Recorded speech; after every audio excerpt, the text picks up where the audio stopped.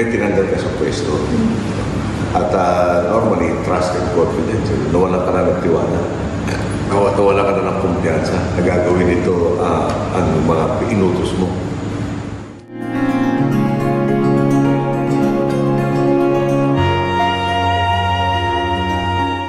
Ang nagtatanong yung iba, tinanggal mo dahil nawala ka na ng tiwala, tapos may pwesto mo sa ibang lugar. May ibang instances pa, hindi sa okay dito, tapos nailagay mo sa mas mataas na pwesto.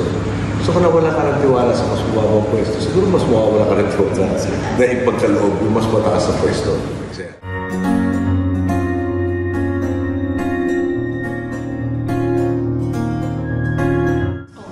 Concreting. At siguro nakakagulo sa mensahe kung sisipakin at ipipwesto ulit. Yung, pero sa akin gano'n eh. Sabi ko, simple na mundo ko, may tiwala ako o wala. Hindi pwedeng, mahirap na tayo may tiwala ako sa iyo dito. Wala akong tiwala sa iyo dyan. Then, baka, di ba? Pati ikaw, mag-uulong ka na. Ito mga tao to sa kung ba pwede i-pwesto dito sa mga pwede. Dito hindi pwede. Pero nagpapahirap kaya ito ng buhay.